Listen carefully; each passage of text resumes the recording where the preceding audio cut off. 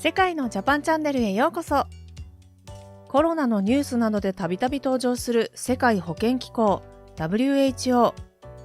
すべての人々が可能な最高の健康水準に到達することを目的として設立された国連の専門機関です。そんな WHO に対して日本の政治家麻生太郎氏の発言が話題になっていましたので、海外の反応と合わせてご紹介します。2019年より流行した新型コロナウイルスによって世界の人々の生活は一変しました。2020年3月、世界がまだその対応に苦戦していた時のことです。当時は感染者数がどんどん増えていく中、世界の健康を守るための機関である WHO も大方針を定めることができず、世界中の人が不安な日々を過ごしていました。日本でも参議院財政金融委員会においてリーダーシップに欠ける WHO のテドロス事務局長の辞任を求める声があることを取り上げた野党議員の質問がありました。実はこの時、テドロス事務局長が中国政府の報告した犠牲者数や感染者数を鵜呑みにしているとして解任を求める50万人以上の電子署名が集まっていたのです。当時、副総理であった麻生氏はこれに対し、このような騒動になっている理由を次のように述べました。早い話が WHO がワールドヘルスオーガナイゼーションではなくチャイニーズヘルスオーガナイゼーションではないかと CHO に直せという声がワンワン出たことが元だ。その上で、最初からもっと大変だと言っておけばもっと早く対応できたんだというのが賛同する30万人、50万人の人たちのほとんどの不満のもとだ。とも述べ、はっきりと WHO を批判したのです。この歯に衣着せぬ発言は国内だけでなく世界でも評価されました。ここまで麻生氏の発言が評価された背景として、最近の中国と WHO の関係も少しご説明します。始まりは2019年12月30日、中国の李文亮医師が新型肺炎の疑いを SNS のグループチャットに投稿したことから始まります。医師として感染拡大の警鐘を鳴らすために取った行動ですが、その後警察から虚偽の発言をやめるよう指導され、噂を広めているとされて捜査対象になってしまった上に、本人も新型コロナウイルスに感染し犠牲者となってしまいました。しかし李医師の勇気ある行動とそれに対する当局の対応はすぐに世界中に広まり、謎の新型肺炎が大きな話題となりました。国連の専門機関である WHO はこの騒動を受け、1月14日に次のような声明を発表しています。当局によって行われた予備調査で分かったことは、人から人への中国武漢で確認された新しいコロナウイルスの感染の明確な証拠がないということだ。つまり、李医師の告発をもみ消した中国当局の言い分を全面的に受け入れ、それをそのまま世界に発信したのです。そもそも中国は過去にも疫病に対してずさんな対応をしたことがあります。それは2003年の SARS です。重症急性呼吸器症候群 SARS は2002年に中国で感染者が報告され、翌年2003年にはアジア各国にも広がりました。中国は感染爆発を隠そうと WHO の医師団の訪問を認めず、しばらく経ってからやっと調査を受け入れたのです。この時、当時の WHO は調査を拒否した中国政府の行動を公式に批判していたのですが、中国の新型コロナウイルス対応に関しては強気な発言をしていません。なぜ WHO は20年足らずでこのような対応の違いを見せたのでしょうか。SARS での隠蔽事件の後、中国の国際的な信頼は失墜しましたが、中国は逆に WHO に身内を送り込み、手なずけようと画策したのです。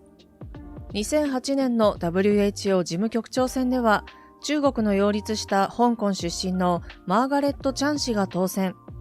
その後任であるテドロス現事務局長まで WHO と中国の密接な関係は十数年にわたります。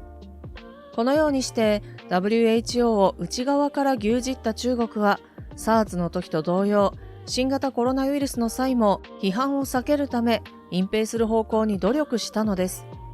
こういった背景により WHO の対応が過去のものとは激変したのです。例えば2020年1月31日、アメリカ政府は過去14日間に中国を訪問した外国人の入国禁止を発表しましたが、これに対し中国政府は猛反発。WHO もまた世界観光機関とともに旅行制限は不必要であるという共同声明を発表したのです。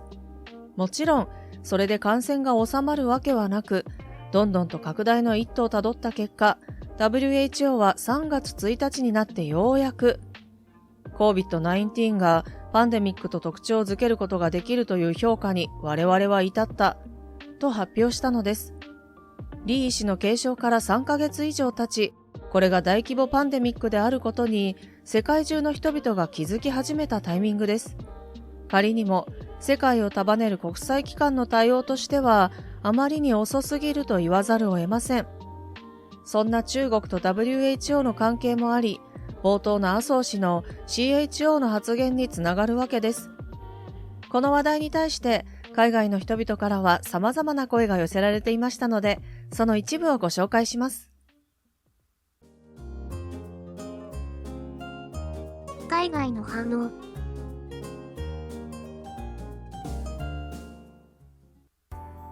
これは事実なので反論できないね。WHO と中国は本当に恥知らず。今世界が混乱しているのは彼らの責任だよ。中国はよく嘘をつくけど、今回の嘘は本当に罪深い。中国は WHO を政治の道具として使用しているね。国連解体が今後叫ばれるんじゃないかな。トランプはそのような発言をしてたよね。まず、アメリカの国連脱退、そしてアメリカファーストに集中するべき。WHO 事務局長は早く辞任してよ。本当に見ていて恥ずかしい。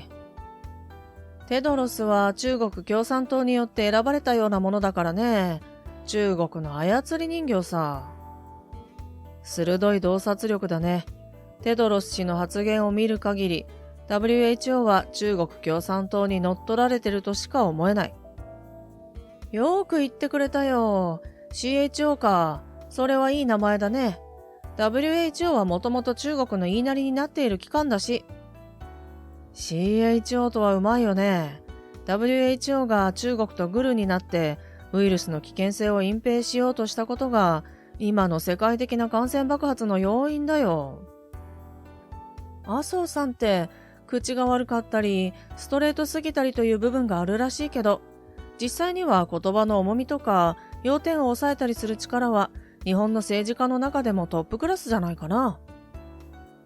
WHO が長い時間をかけて中国に牛耳られてきたことを政治の最前線で見てきた政治家ならではの発言と言えるな。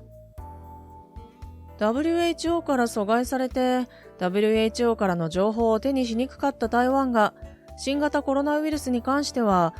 最も上手に対応してるんだから、このまま独立国として認められるといいね。台湾の対応は素晴らしい。世界も見習うべきだよ。聞いてるか中国。以上が海外の人々の反応でした。WHO の中国用語には反発の声が多く上がりました。また、麻生氏の的確かつ痛快なユーモアがある今回の発言は世界からも称賛されていることがわかります。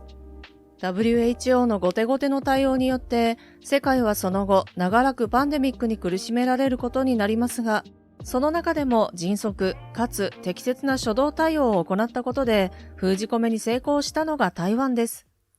ネット上で新型肺炎の噂を察知した2019年12月31日の時点ですぐに武漢からの入国者全員への検査を実施。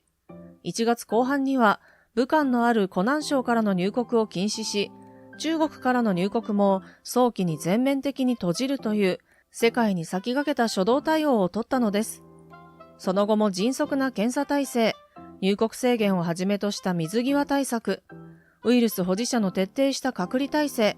効率的なマスク在庫管理など、後々当たり前となったこれらの対策を当初から広い分野で対応できたのは台湾だけでした。夏には世界の多くの国々でロックダウンを余儀なくされる中、台湾は通常営業を続けることができ、経済的なダメージを免れました。